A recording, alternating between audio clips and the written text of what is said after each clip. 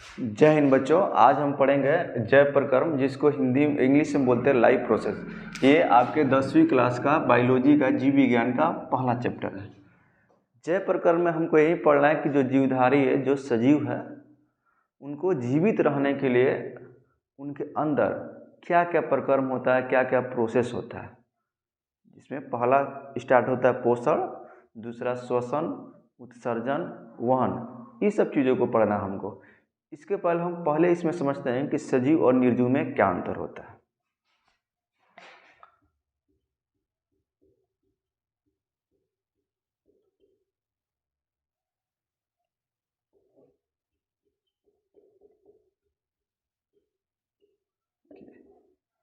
देखो, सजीव और निर्जीव में क्या अंतर है, इसको देखते हैं। तो सजीवों में पोषण होता है, निर्जीवों में पोषण नहीं होता। पोषण का मतलब जो हम चीज़ खाते हैं, जो भोजन के रूप में हम लेते हैं, रोटी, दाल, चावल, सब्जी, या जो आप फल फ्रूट खाते हैं, अंगूर, संतरा, सेब, अनार, तो उसी चीज़ को हम पोषण बोलते हैं। और उस चीज़ को खाने के बाद हमको जो पोषण जब हम करते हैं, भोजन करते हैं, इसका परिभाषा हम आगे समझेंगे। तो जो चीज़ हम भोजन कर रहे हैं, मतलब जो हम खा रहे हैं बाहर से, उसी को पोषण बोलेंगे। अब उसको खाते हैं तो उसमें बहुत सारी चीज़ें रहती हैं, कई सारे इसमें पोषक तत्व मिले होते हैं। पोषक तत्व, जैसे मेन अगर पोषक तत्व की बात करें तो ये होता है कार्बोहाइड्रेट,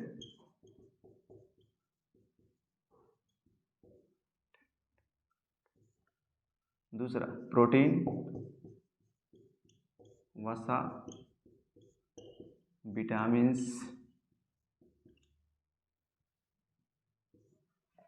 तो मतलब जो चीज़ हम खाएंगे उसमें क्या क्या पोषक तत्व में क्या क्या हो सकता है, कार्बोहाइड्रेट हो सकता है, प्रोटीन हो सकता है, वसा हो सकता है, विटामिन्स हो सकता है। यही सारी चीज़ें होती हैं। लेकिन क्या निर्जीव करते हैं पोषण? निर्जीव पोषण नहीं करता। तो जब निर्जीव पोषण नहीं करते तो उसको कहाँ से मिलेगा कार्बोहाइड्रेट, प्रोटीन, वसा या विटामिन्स? दूसरा चीज़, इसमें श्वसन होता है, निर्जीवों में श्वसन नहीं होता।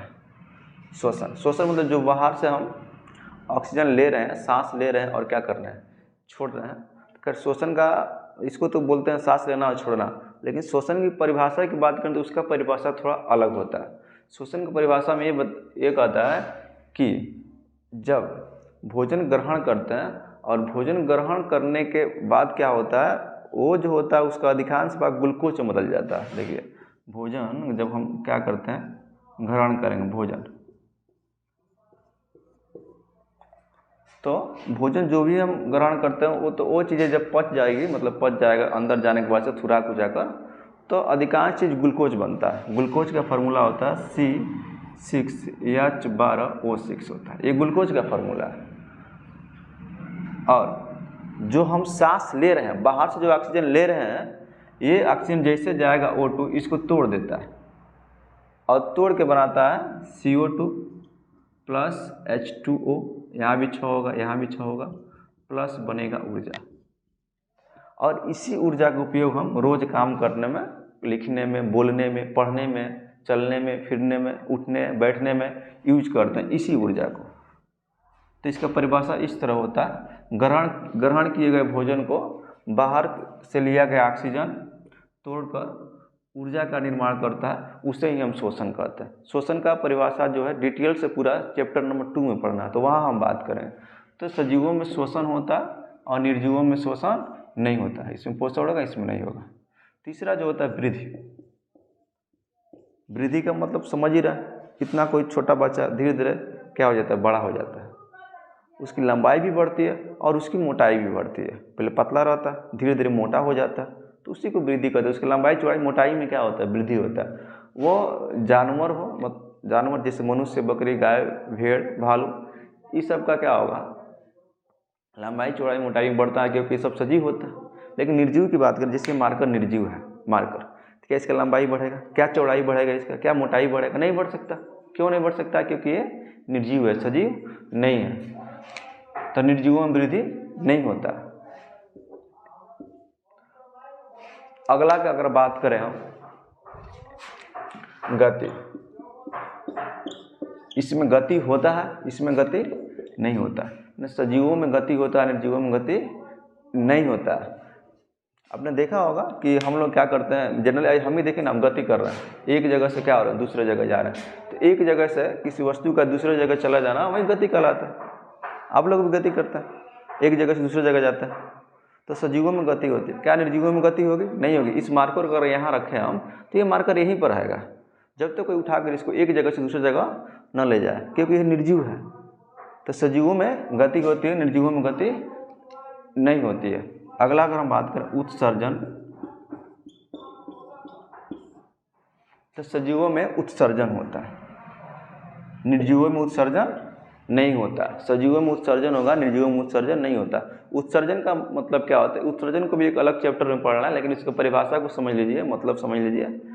मतलब शरीर से या किसी सजीव से बेकार या अपशिष्ट, अपशिष्ट का मतलब होता है जो बेकार है, माने उस शरीर के लायक नहीं है, बाहर निकालने की क्रिया को उत्सर्जन कहते हैं। शरीर से बेकार पदार्थों को बाहर निकालने की क्रिया को उत्सर्जन कहते हैं। जैसे हम लोगों में उत्सर्जन होता है, मनुष्य में देख सकते हैं, सुबह के टाइम जब हम भोजन करते हैं तो भोजन का कुछ हिस्सा अपशिष्ट चीज़ वो मल के रूप में बदल जाता है, लैट्रिन के रूप में बदल जाता है, और लैट्रिन जिस रास्ते से बाहर निकलता है उसको मल द्वार कहते हैं, और वो मल द्वार से क्या हो जाता है? बाहर हो जाता है। तो वह क्रिया क्या हो रही है? उत्सर्जन की क्रिया हो रही है, उसको ही बोलेंगे उत्सर्जन। या जो पसीना होता है शरीर में, तो पसीना त्वचा के द्वारा क्या होता है? त्वचा में ऐसे हल्का हल्का स्किन में छिद्र टाइप का, छिद्र से क्या हो जाता है? वो पसीना बाहर आ जाता है। यानी पसीना जो बाहर आ रहा है तो वो कौन सी क्रिया हो रही है? उत्सर्जन हो रही है, इसी को बोलते हैं उत्सर्जन। नाक से भी नेटा बनता है और क्या हो जाता है? बाहर निकल जाता है, तो इसी क्रिया को क्या बोलेंगे? उत्सर्जन। कान में सीबन बनता है, कान में सीबम जब बन जाएगा तो फिर ऑटोमेटिक बाहर होने लगता है, निकलता है, जिसको हम खोटी वोटी बोलते हैं। तो इसी क्रिया को उत्सर्जन कहते हैं। पौधों में भी होता है, पौधों में आपने देखा होगा जो गोद के रूप में पौधे जो होते हैं उत्सर्जन की क्रिया करते हैं, गोद या दूध के रूप में क्या करते हैं? चीज़ों को बाहर निकालते हैं। तो सजीवों में उत्सर्जन होता है, निर्जीवों में उत्सर्जन नहीं होता है। एक और इम्पोर्टेंट चीज़ है, सजीव जो है अपना मरम्मत कर लेते हैं, मरम्मत। सजीव अपना मरम्मत कर लेते हैं, मतलब कहीं टूट फूट जाएगा तो धीरे धीरे पुनः ठीक कर लेंगे। आपको ही कभी चोट लग जाता है, मुंह में बुखरा जाएगा, छिला जाएगा, तो कुछ दिन बाद क्या देखेंगे आप? दवा खाएंगे तो धीरे धीरे क्या हो जाएगा? ठीक हो जाएगा। फिर अपने आप को क्या कर लेते हैं? मरम्मत का मतलब रिपेयर, खुद रिपेयर कर लेते हैं। अंदर भी कहीं हल्का फुल्का चोट लगा है तो अपने आप को क्या करेंगे? वो रिपेयर कर लेंगे, ठीक कर लेंगे। ऑपरेशन होता है तो आपने देखा, काटते हैं डॉक्टर सब, तो क्या होता है? क्या वैसे ही रहता है? वो कुछ दिन बाद क्या होता है? वो ठीक हो जाता है, क्योंकि अंदर का जो पार्ट है अपने आप को खुद रिपेयर कर लेता है। जो भी सजीव होते हैं अपने आप को रिपेयर कर लेते हैं, अपने अंगों को। लेकिन क्या निर्जीव रिपेयर कर सकता है? नहीं, इनमें ऐसा नहीं होता है। तो इतना चीज़ आप समझे होंगे सजीवों और निर्जीवों में क्या अंतर होता है। तो मेनली कितना अंतर याद रखना है? पहला चीज़ याद रखना है कि सजीवों में पोषण होता है, निर्जीवों में पोषण नहीं होता है। सजीवों में श्वसन होगा, निर्जीवों में श्वसन नहीं होगा। सजीवों में उत्सर्जन होगा, निर्जीवों में उत्सर्जन नहीं होगा। सजीवों में वृद्धि होती है, निर्जीवों में वृद्धि नहीं होती है। सजीवों में गति होती है, निर्जीवों में गति नहीं होती है। इतना चीज़ को आपको याद रखना है। यहाँ तक आपको सजीव और निर्जीव में अंतर समझ में आ गया होगा। अब हमको पढ़ना है जैव प्रकार, जो चैप्टर का नाम है लाइफ प्रोसेस। इसको समझने का प्रयास करते हैं। जैव प्रकार, देखिए, जैव मतलब सजीव, प्रकर्म का मतलब होता है क्रिया।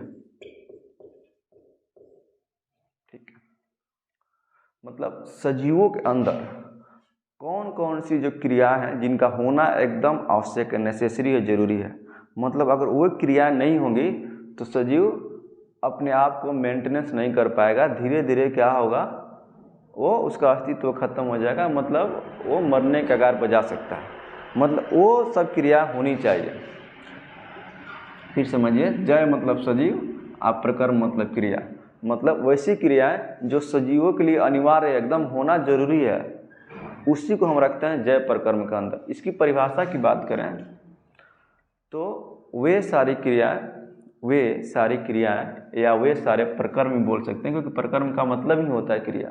वे सारी क्रियाएं या प्रकर्म जो जीवों के लिए अनुरक्षण का कार्य करती है। जीवों के लिए किसका कार्य करती है? अनुरक्षण, अनुरक्षण, अनुरक्षण का कार्य करती है। परिभाषा आप क्या कीजिए, कॉपी में लिखते जाइए, ठीक है। कुछ दिन के बाद आपको हम टेलीग्राम और नोट्स दे देंगे, लेकिन तब तक आप क्या कीजिए, परिभाषा को कॉपी में लिखते जाइए, समझने में और आसानी होगा। अनुरक्षण का मतलब होता है मेंटेनेंस, इंग्लिश में क्या बोलते हैं, मेंटेनेंस। अब मेंटेनेंस का मतलब क्या होता है, जैसे आपका गाड़ी बाइक है, तो आप नया बाइक खरीदे हैं तो 1-2 महीने के बाद खुद आप सर्विसिंग सेंटर में लेके जाते हैं, उसको मेंटेनेंस कराते हैं। सेम बाइक वहीं रहेगा, फिर क्या करेगा, ग्रीसिंग व्रीसिंग कर देगा मैकेनिक और उसको आपको दे देगा। वैसे ही शरीर में वैसी क्रियाएं जो शरीर को मेंटेनेंस का काम करती है, मतलब शरीर के लिए अनुरक्षण का कार्य करती है, मतलब वो क्रियाएं नहीं होगी तो शरीर का मेंटेनेंस नहीं हो पाएगा। इस चीज़ को पढ़ना हमको जैव प्रकरण में। जैसे गाड़ी का अगर हम मेंटेनेंस ना कराएं, मेंटेनेंस का हिंदी होता है अनुरक्षण, अगर उसका अनुरक्षण ना कराएं हम तो क्या होगा, बाइक धीरे धीरे चलना बंद कर देगी, यही होगा, फिर वो किसी काम लायक नहीं रहेगी। और उसी तरह सेम हमारे प्रकार अगर वे क्रिया जो न हो तो क्या अनुरक्षण होगा, मेंटेनेंस हो पाएगा, नहीं हो पाएगा। अब हम देखते हैं कौन कौन सी ऐसी क्रिया है जो जैव प्रकर्म के अंदर एकदम नेसेसरी है, एकदम महत्वपूर्ण है, उसको रखना ही रखना है जैव प्रकर्म के अंदर। तो पहला चीज होता है पोषण, दूसरा होता है श्वसन, तीसरा होता है उत्सर्जन, चौथा है वहन। चार जो चीजें हैं, चारों को जैव प्रकर्म के अंदर रखना है। यही चारों जो है जीवों के लिए अनुरक्षण का काम करती है, मतलब मेंटेनेंस का काम करती है। मतलब अगर पोषण न होगा, पोषण मतलब हम खाए पिए नहीं, ना फल खाए, ना फ्रूट खाए, ना रोटी खाए, ना दाल खाए, ना चावल का, कुछ भी नहीं खाए। पानी आप कह रहे हैं पानी, तो पानी से क्या मिलता है, पानी से 0 कैलोरी ऊर्जा मिलता है, कुछ दिन तक आप सर्वाइव कर सकते हैं, 2 दिन 3 तक पानी पीकर। लेकिन अगर हम कुछ ना खाएं, नहीं फल खाएं, नहीं फ्रूट खाएं, तो आप जानते हैं जो भी चीज़ खाते हैं उसमें अलग अलग चीज़ें होती है। जैसे एक चीज़ कोई खा ना, रोटी, जैसे रोटी हम खाते हैं गेहूं का, तो रोटी में क्या होगा, कार्बोहाइड्रेट की मात्रा ज़्यादा रहती है। दाल खाएंगे उसमें प्रोटीन होगा, दूध पिएंगे तो दूध में कई सारा होता है, कैल्शियम मिल जाता है आपको, प्रोटीन भी मिल जाता है। तो कहने का मतलब ये हुआ कि जो चीज़ हम खा रहे हैं तो उसमें हो सकता है एक से अधिक पोषक तत्व हो, विटामिन भी हो सकता है एक में, कार्बोहाइड्रेट भी हो सकता है, प्रोटीन भी हो सकता है। जैसे दूध का भी बताया तो दूध में प्रोटीन भी होता है, विटामिन भी होता है, वसा भी होता है, दूध में तीनों चीज़ होता है। इसलिए देखते हैं हर कोई दूध पीना चाहे, हर कोई पीता है दूध, क्योंकि उसमें उसको 3 चीज़ मिल जाता है। अब खाली रोटी खाएंगे गेहूँ तो क्या मिलेगा, कार्बोहाइड्रेट मिलेगा।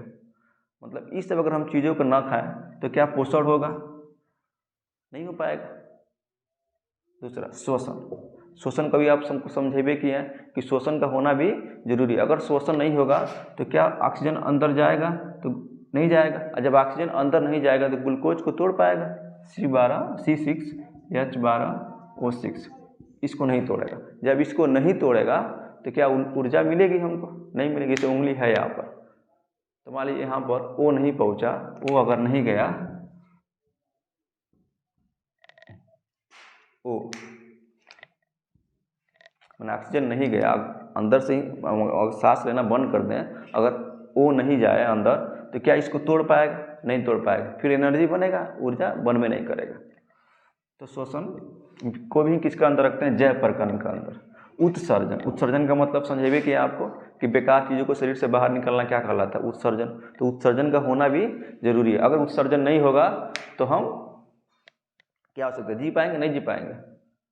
जैसे आपको देखिए ना, एक अमोनिया होता है,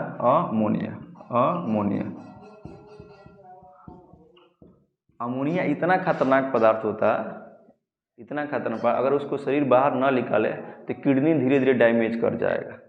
किडनी को गुर्दा भी बोलते हैं, ब्रिक भी बोला जाता है, वो डैमेज कर जाएगा। लीवर क्या करता है, इतना होशियार है कि उसको तुरंत देखता है बहुत खतरनाक चीज़ है, तुरंत उसको बदलता है यूरिया में, और मूत्र का रास्ता क्या करता है, बाहर कर देता है। तो उत्सर्जन हो रहा है कि नहीं हो रहा है। अगर ये उत्सर्जन ना होता तो क्या हम किडनी सही ज़्यादा दिन तक चल पाता, वो तुरंत क्या होता है, कुछ दिन के बाद खराब हो जाता, बस हो गया कल्याण आपको। वहन का मतलब क्या होता है, किसी चीज़ को एक जगह से दूसरी जगह लेकर जाना, उसी को वहन कहते हैं। आप भी वहन करते हैं, सुबह उठते हैं, साइकिल लेंगे, बैग रखेंगे, बैग को स्कूल लेके जाएंगे, फिर स्कूल से घर लेकर आएंगे या कंधे पर रखेंगे, तो अभी तो एक सामान बैग को एक जगह से दूसरी जगह पहुंचा रहे हैं, तो अभी तो वहन कर रहे हैं। वैसे हमारे शरीर में भी, शरीर के अंदर भी वहन होता है, चीज़ों को एक जगह से दूसरे जगह पहुंचाया जाता है। जैसे अब इसमें रह गई ये बात कि वहन करता कौन है। जैसे आप बैग को एक जगह से दूसरी जगह लेकर जा रहे हैं, तो आप खुद एक वहनकर्ता का काम कर रहे हैं, उसको एक जगह से लेकर दूसरे जगह जा रहे हैं। तो हमारे अंदर रक्त जो होता है, रक्त, ब्लड जिसको बोलते हैं, ब्लड खुद क्या करता है, वहन का काम करता है, बहुत सारी चीज़ों को एक जगह से दूसरे जगह लेकर जाता है। इसको थोड़ा समझने का प्रयास करते हैं, ब्लड कैसे वहन का काम करता है।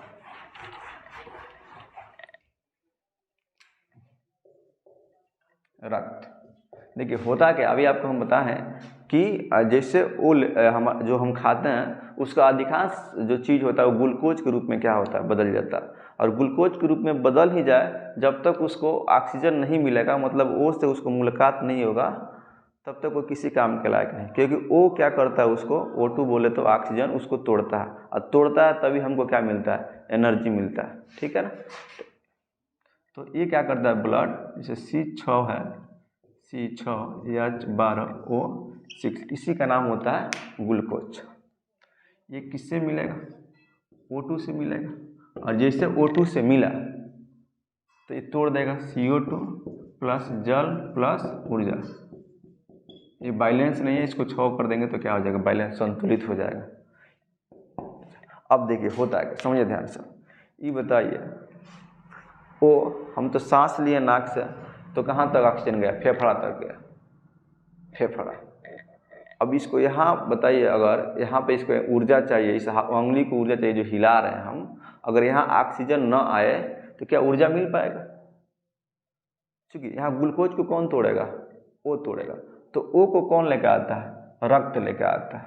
रक्त क्या करता है, शरीर की जितनी कोशिका है, क्योंकि सबके पास जाता है, तो सबको क्या पहुंचाता है, O2 पहुंचाता है। और जैसे O2 जाएगा, O2 इसको तोड़ देगा 6CO2 और H2O में और ऊर्जा में, और इसी ऊर्जा का उपयोग हम चलने फिरने बोलने में करते हैं। इसी को वहन कहते हैं। वहन को भी क्या करना है, हमको आगे लेसन में पढ़ना है। तो इतने चीज़ों को आप समझे होंगे। आगे हम पढ़ेंगे पोषण, पोषण का प्रकार पढ़ना है, पोषण का कितना प्रकार होता है, इस सब चीज़ों को समझने का प्रयास करेंगे। तब तक के लिए धन्यवाद, फिर मिलेंगे अगले वीडियो में हम।